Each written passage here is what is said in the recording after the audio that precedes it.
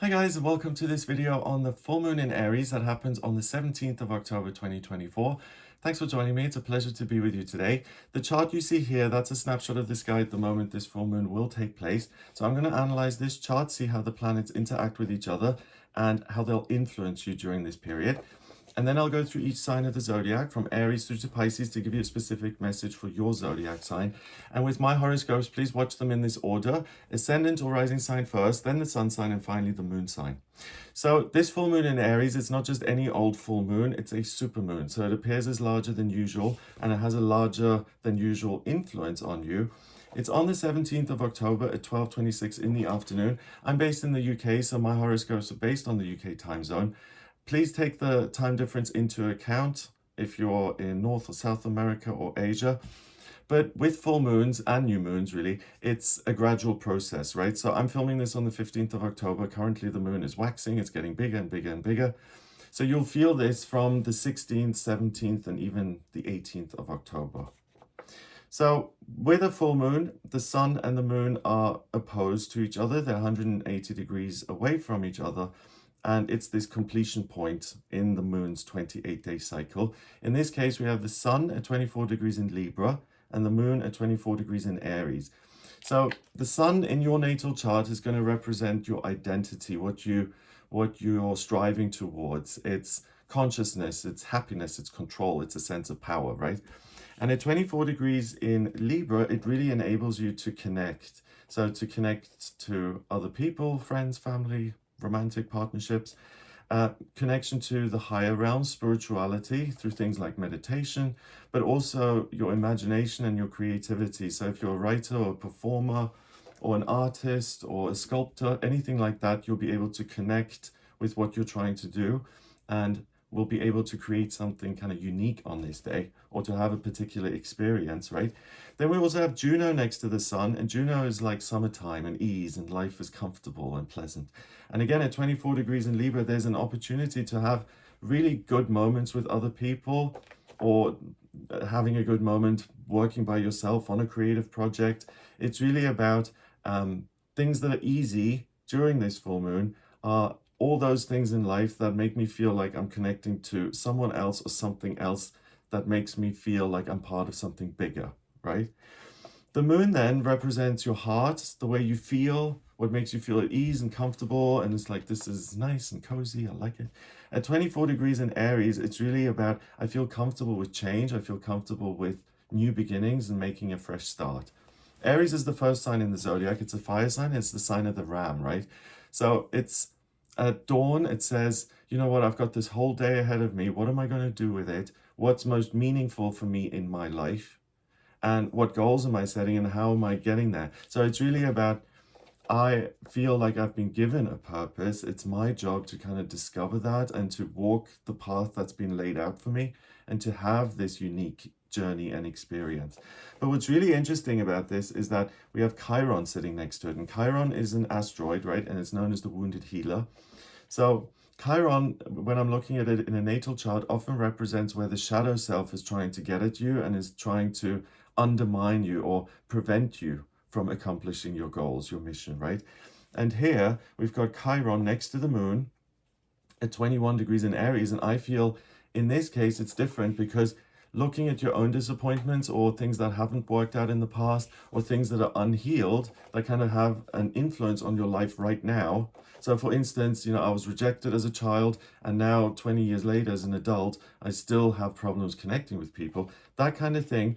I feel that you'll have the willingness to stop and to say, I don't need to run away from this. I don't need to change the way I feel. I'm going to take a moment and relax. And I'm going to examine this and say, I'm going to heal this once and for all so that it doesn't influence me moving forward and that I have a lighter experience and where I'm not so bogged down with difficulty or negativity, right? So it's really a wonderful opportunity to stop. And I'll look at the aspect patterns at the center of the wheel in a minute, but we've got two grand crosses in this chart, right? So I really think even though it's a supermoon in Aries, this isn't about let's just go and do it, let's rush off and make it happen and overcome obstacles and get rid of barriers. I think it's saying take a moment to rest and to heal all of those things that make life more difficult, the things inside of you, before you rush off to the next task, and use all the different ways you're able to connect to accomplish this, right? So whether you heal yourself by putting pen to paper and writing the whole story and then feeling a sense of catharsis as a result, and that's the way for you to detox something, right? Or whether it's your preference to be in a group therapy setting and then to share what's going on for you, because that gives you a sense of connection to other people and the higher realms, or whether it's things like meditation or yoga or chanting or whatever it may be. We also have Mercury, the communication planet, near the sun. That's at 5 degrees in Scorpio. And Mercury is like your antennas, right? It's your perspective. It's very elusive, but it's your temperament, your way of looking at the world, the way you communicate, the way you make sense of things. And at 5 degrees in Scorpio, it's very psychic, you know, it's very much, it's very able to uncover hidden secrets and to get to the depths of things, even if they seem scary, like unhealed pain or scars from the past, and to say, I'm able to examine this and understand it, and I'm able to transform it so that I'm free of it.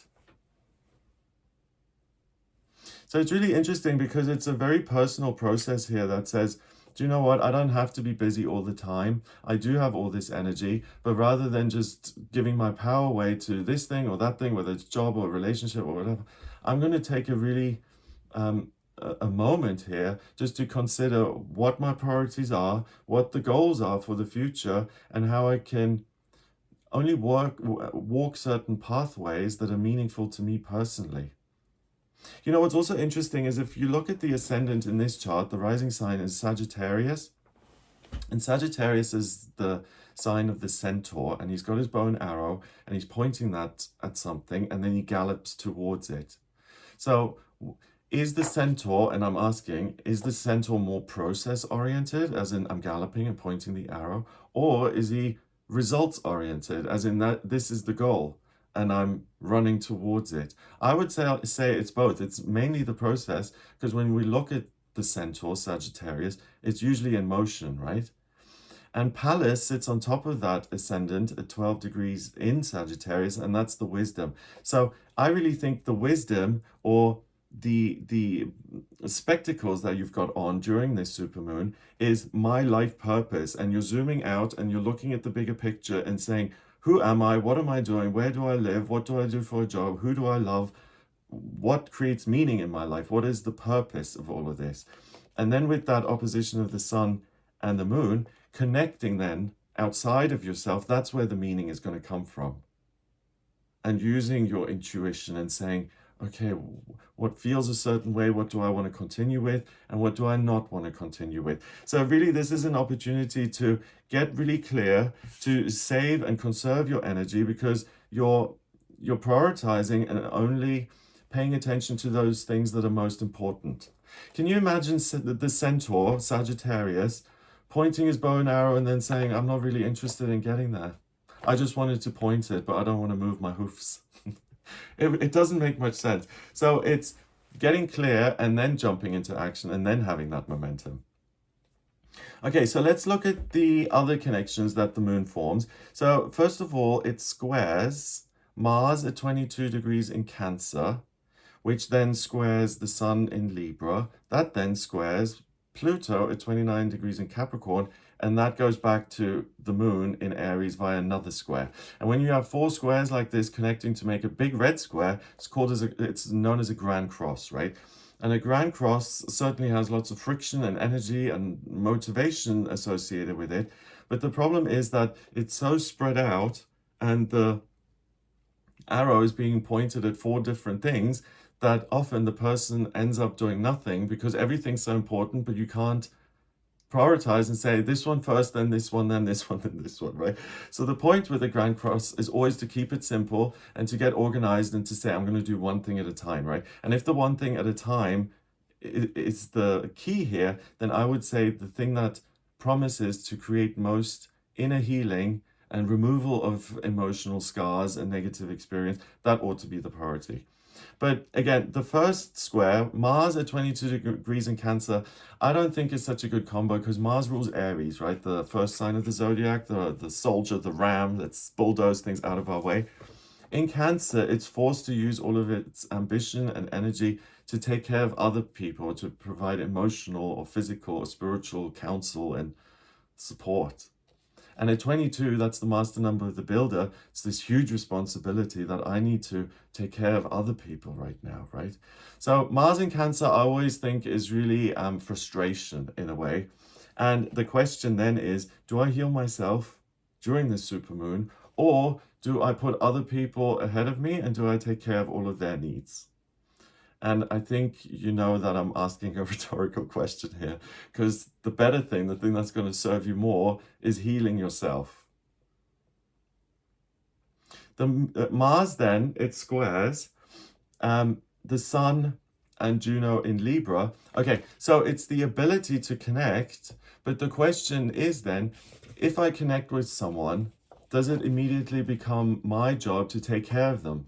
And that's what Mars kind of prompts you to do, as in if I am around people, they're almost like my emotional responsibility. So that in itself is something I think you could free yourself from or heal, this illusion that you're responsible for the emotions and the well-being of another person, especially when you have very little control over it.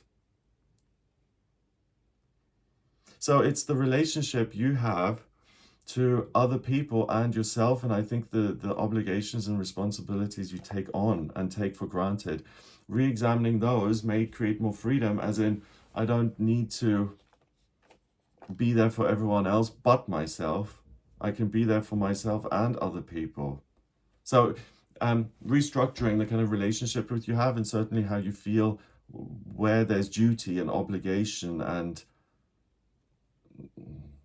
an ongoing chore is kind of concerned.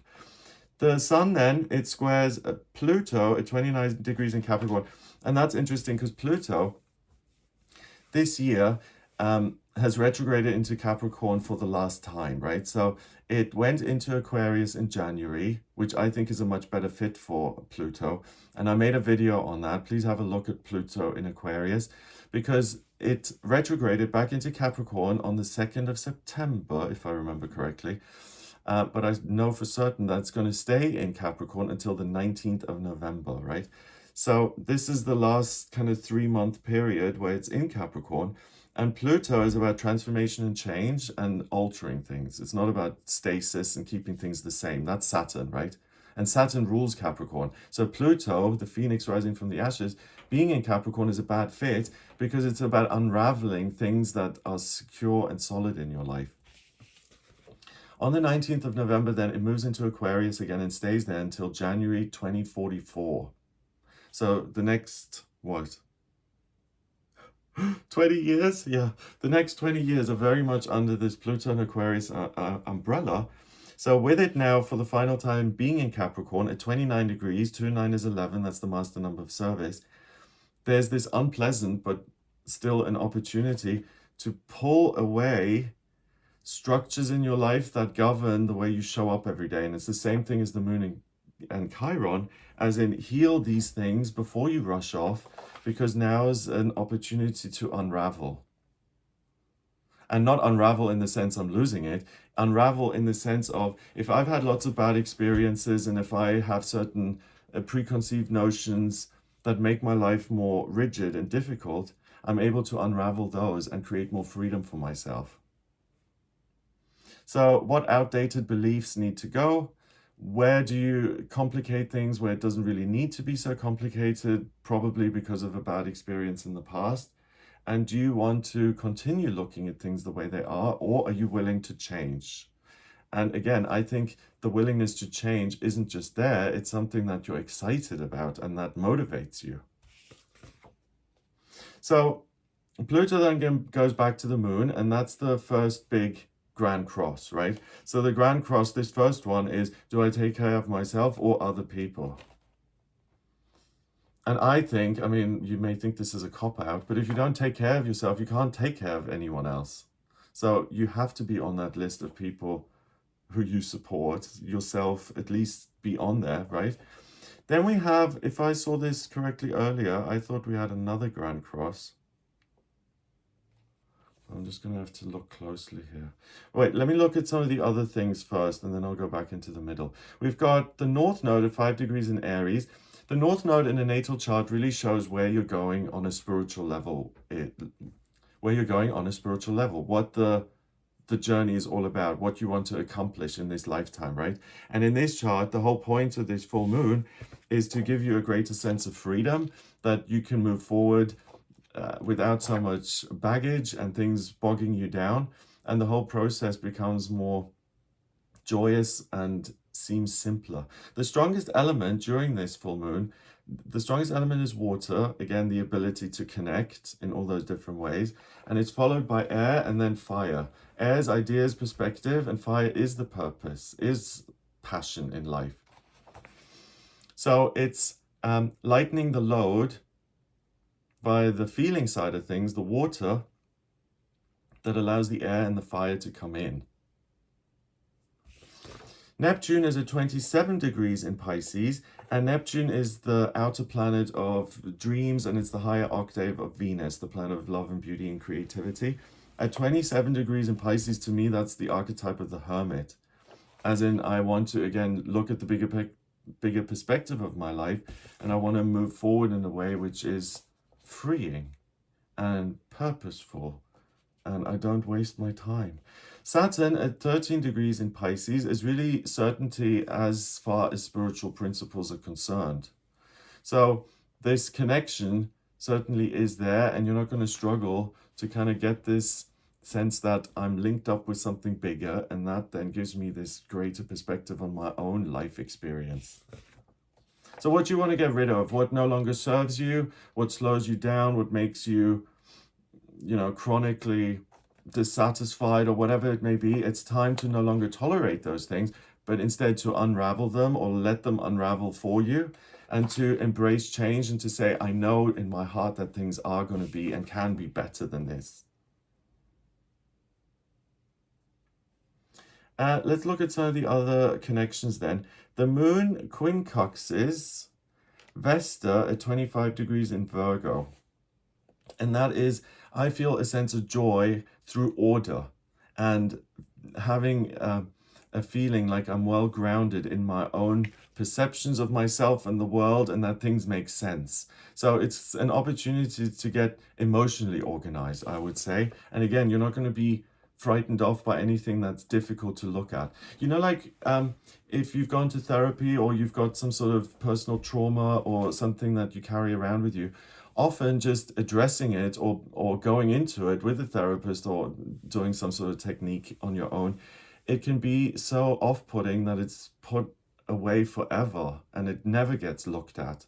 So during this full moon, you have the confidence and the courage to face those inner demons and not to be sucked in by them, and instead to shine the light on them so that they can go poof.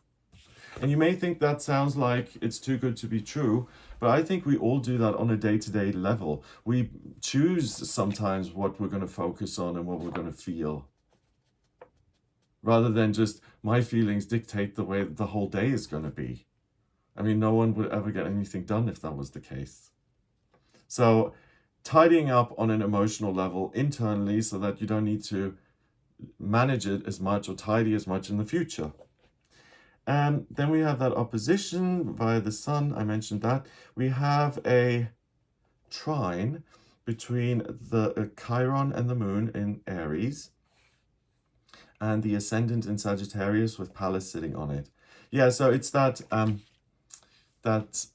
sense that there is a purpose and a meaning to your life experience, and you are the captain of the ship and you get to steer what direction. It's a weird combo of there's some sort of greater purpose that I sense, but then there's also my self-will, and the two are perfectly aligned. So if I do what is most meaningful to me, then I know I'm showing up in the right way, that I'm living my life purpose, if that makes sense. That's it as far as the moon is concerned. I thought, I've got the same chart on the computer here, so I'm just double checking, because I thought there were two grand crosses earlier. Am I being short-sighted? Wait. Saturn squares the descendant, and it also squares the ascendant. But that doesn't form a grand cross on the other side. No. Let me see what else is there then. Uranus is at 26 degrees in Taurus. That trines Pluto in Capricorn. That trines Vesta in Virgo, and that goes back to Uranus. So we've got a grand trine here. That's the three lines, the three blue lines combining to create a big blue triangle. And that's not so much about friction, it's about things working together harmoniously and blending together in a nice way, right? And it's a grand trine in Earth. So the big talent here is to have all of these inner experience and then to imprint it on your physical existence, your life. And what I mean by that is, you know, like if I am able to heal the wound that says, for instance, I can't be around other people, then once I've healed that, I'm able to, for instance, get a job that's that works with the public because I've now overcome that fear. So the revelations then lead to practical consequences. So not only is that a talent, it's a huge opportunity to kind of free yourself in many different ways. Then we have two sextiles sitting on top of that grand trine, creating a kite. And the two sextiles bring in Neptune at 27 degrees in Pisces. So the big universal hermit is like shining his lantern, helping you kind of understand your own journey and who you are now even better so that you can leave things in the past. And then I was just looking if we had another kite, but we don't. What we do have is almost a mystic rectangle, but one of the sides is missing. So this connects Venus at 29 degrees in Scorpio with Neptune at 27 degrees in Pisces. That sextiles Uranus at 26 degrees in Taurus, and that trines Vesta in Virgo. So the two elements we've got here are water and earth. A mystic rectangle in the chart is really unusual and really rare, and it's someone who has this mystical consciousness at their disposal, right? So it's something that's unusual in its connectivity, or it's someone like a medium or an oracle or a channel or a psychic or something like that, right? But here it brings together the two elements, earth and water, which are both feminine elements. And again, it's asking for that thing to be received in a tangible, physical way. So either my ideas in a painting or words on a page, or if you look at it another way, my ideas for my life, and then the house I live in and the job I have and the people around me in my life as a result of what I was thinking. So really, all of this is an opportunity to heal your own perspective on things and to change your life and to live it differently. Let's see what else. There are so many major aspect patterns at the center.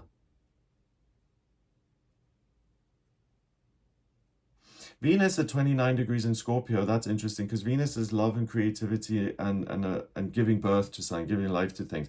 At 29 degrees in Scorpio, it's saying, be of service to yourself, get creative with your own inner structures, what you believe, what's true, what isn't, rejig that for a greater sense of freedom, and you'll have different experiences moving forward.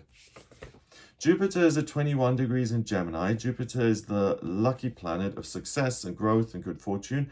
And at 21 degrees in Gemini, it really means that the luck factor is your voice or your perspective on things. It's your ideas, your content, rather than what's being learned and received.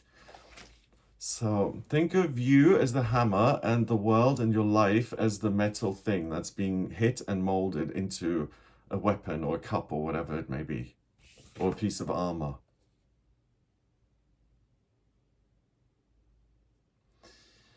Okay. I'm just looking to see if we have a yod, but we don't. And we only have the one grand cross. Only. I mean, one grand cross is enough. It's really like, should I, shouldn't I? The kite I've mentioned, it's only one kite. And we don't have any yods. A yod is two quincunxes and a sextile that create this formation that looks like a green finger, so it's known as the finger of God, and that's a unique quality, right? That's well, a quality that's unique to this chart, or if it's a natal chart, to that person. Okay. So I think that's it as far as the actual chart of the supermoon is concerned. Let's look at each sign of the zodiac and how this is going to show up for you specifically. So starting with Aries, for you, you're going to have the opportunity to detach from difficult relationships in your working life specifically. It's a great time for any Aries who wants to set up their own business, but hasn't had the certainty just yet, or the courage, right? So the question for you, Aries, then is what boundaries can you put in place to have healthy relationships overall in your life and to have more balance in your life? So I'm doing what I want career-wise. I've got my friendships that I'm invested in. I'm doing these things. So it's about balance and now adding something of your own to your daily routine. Taurus, the question for you is how can you heal your relationship with spirituality? Excuse me. Or how can you find a type of spirituality that is a genuine and loving connection that you really feel and that supports you in difficult moments? So for the Tauruses who are who've become atheists or agnostics, or you've left something behind and you still have this sense that I do want to connect spiritually, even though the religion of my childhood is no longer applicable, Taurus, this is a great chance to find a new type of spirituality, like a new faith in your life. I think that's really important in general. I don't know, like the whole idea of atheism just seems very, I don't think it's the whole picture. So if that's something you want to explore it for yourself. Gemini, ask yourself, where have you made sacrifices in your life? And what can you do now for yourself to celebrate how far you've come and to remember the things you've given up, and how can you kind of treat yourself and reward yourself? What hopes and dreams have been discarded, and which ones could you pick up again, dust off, and start over with? Because on this day, Gemini, anything like that occurs to you, it's going to be much easier for you to try again and realize it and to manifest it in earnest. Cancer, for you the question is, where have you put others before yourself? And I don't mean this in a funny way, but to seriously ask yourself, how is that currently working in your life? Everyone else first, then me. You have the chance to put yourself first and to let go of any guilt or codependency or resentment that keeps you stuck in those kind of situations that you find, or would have found until now, would have found yourself unable to break out of. So what emotional prison can you break out of, Cancer? You can do it here during this full moon. Leo, in what areas of your life have you given your power away, and how can you reclaim that power? So ask yourself specifically, what can you produce or write or paint that is truly original, unique, and that expresses your viewpoint and identity? So I think for you, reclaiming the sense of self is mainly through a creative process. So even if you never write or paint or dance or anything, try it out here during this full moon. It'll give you something back. Something that may have felt like you've lost it, you know, like a youthful cheerfulness or mischievousness, anything like that. Virgo, how can you improve your relationship with yourself? Who can you reach out to, or what can you study in order to feel the love for yourself? How can you make that better? Libra, for you, the question could be, what pain or disappointment have you swept under the rug? And how does that impact you? So this unpleasant thing is being put aside or tried to be hidden. It's likely that that attempt to control your own feelings has now appeared in some sort of unhealthy way. So the question is, what can I let go of in order to feel the feelings as much as possible so that I can actually resolve them. So any Libra who's got like a way of coping, right? So if people reject me, I go shopping. Or if I have to do a public speech, then I have to smoke a cigarette. Or, you know, the compensation tactic to feel better. Anything like that, behaviors or compulsions or addictions, you'll be able to see through that behavior into the root cause of it, and you can address the cause, not just the symptom. And by getting rid of the cause, the symptom will go. Scorpio, what messages are you getting about your own health? How's your intuition kind of speaking to you about certain things going on in your body? Listen to that voice for instructions on the cause of certain physical ailments that you have at the moment and what you can do about them to heal them. So for you, it's very much about the physical body. Sagittarius, where have you become a little excessive in your spending? So similar to Libra, it's kind of like, where have I adopted some sort of behavior or addiction? For you, Sagittarius, it's likely to be money related. And please, on this day, consider the reasons behind the behavior and whether it's sustainable. The answer is probably going to be no. You are similar to Libra in the sense that if you've got any control tactics in place to try and manage your own feelings, you can see the negative results during this period with the zoom out perspectives and how you can drop those behaviors and address the cause instead. Capricorn, what can you do differently to alter certain close relationships for the better? Boundaries, discussions, conversations. What do you have control over that will improve a relationship dynamic? So what's your part in it? What can you change about the way you operate in a certain scenario to improve it? So as usual, Capricorn, you're kind of hands-on and ready to do the work. Aquarius, where have you dismissed your own ideas for the sake of groupthink? And how can you go back to expressing your own personal opinion without censoring yourself or without feeling self-conscious? Pisces, how can you use your creative talents to create another source of income? Or how can you get creative with your practical circumstances and redesign them or reinvent them? So for you, there's going to be something that is likely that you can be upgraded in your life. Use your imagination and creativity to see how you can do that. Okay, so I hope that gives you an idea of what you'll be working with during this full moon in Aries, this supermoon. If you'd like me to look at your natal chart, I just need 3 things. I need your place of birth, date of birth, and time of birth. If you don't have the time of birth, then please order a chart rectification with me. That's a process where you send me 10 or more significant life events, and from that, I'm actually able to work out the time of birth manually.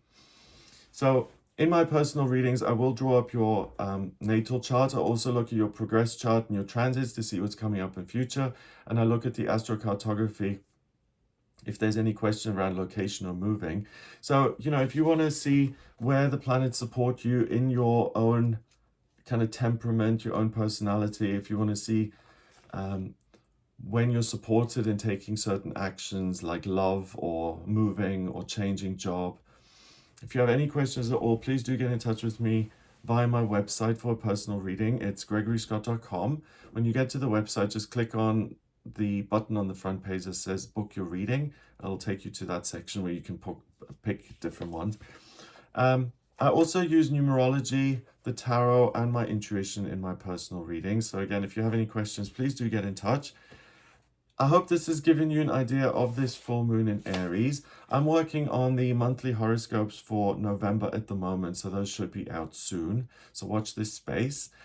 If you like this video, then please give it a thumbs up so that the video shows up. Please subscribe to the channel for more videos. And if you like the tarot, I do a daily tarot reading on this channel. And if you would like to watch that, then please become a member of the channel. I'm here every day for that. So I hope you have a wonderful time during this full moon. All the best, and I'll speak to you soon. Take care.